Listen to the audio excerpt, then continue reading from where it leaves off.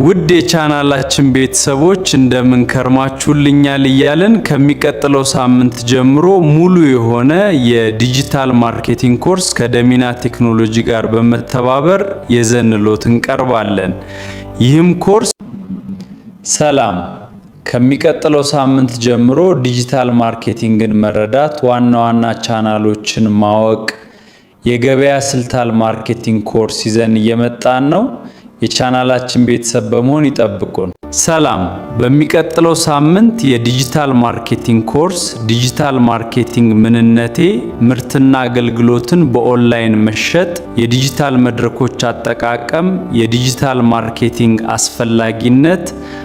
በክፍል 2 የዲጂታል ማርኬቲንግ ኮርስ ስለ ባህላዊና ዲጂታል ማርኬቲንግ ምንነት፣ ጋዜጣ፣ ቴሌቪዥን፣ ሶሻል ሚዲያ እና ድረገጽ፣ ስለ ዲጂታል ማርኬቲንግ ኢኮሲስተም ይሁም ድረገጾች። በክፍል 3 የዲጂታል ማርኬቲንግ ኮርሳችን ስለ የገበያ ጥናት፣ ተወዳዳሪ ትንታኔ፣ የደንበኛ ፍላጎት፣ ስለ ዲጂታል ማርኬቲንግ ቻናሎች እንደ ኤስኢኦ፣ ሲኤም፣ ሶሻል ሚዲያ፣ ኢሜል ማርኬቲንግ። በክፍል 4 የዲጂታል ማርኬቲንግ ኮርሳችን ስለ ኤስኢኦ ምንነት ማለትም ስለ ሰርች ኢንጂን እና በጉግል ላይ የመታየት እድል እንዲሁም ኪወርድ ሪሰርች ቁልፍ ቃላት መምረጥ የፍለጋ ፍላጎትና። በክፍል 4 የዲጂታል ማርኬቲንግ ኮርሳችን ስለ ኤስኢኦ ምንነት ማለትም ስለ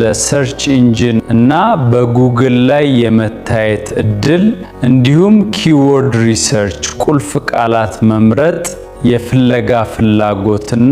በክፍል 5 የዲጂታል ማርኬቲንግ ኮርሳችን ስለ ኤስኤም አጠቃቀም፣ ጉግል አድስ እና ፔድ አድቨርታይዚንግ፣ ስለ ሶሻል ሚዲያ ማርኬቲንግ እንደ ፌስታግራም፣ ቲክቶክ፣ ሊንክዲን ያሉ መተግበሪያ አጠቃቀም ይዘን እንቀርባለን። በክፍል 5 የዲጂታል ማርኬቲንግ ኮርሳችን ስለ ኮንተንት ማርኬቲንግ፣ ብሎግ፣ ቪዲዮ፣ ምስል እንዲሁም ስለ ኢሜል ማርኬቲንግ፣ ኒውዝሌተር፣ ፕሮሞሽን፣ ስለ ኤስኤምኤስ እና ሞባይል አፕስ አጠቃቀም ይዘን እንቀርባለን።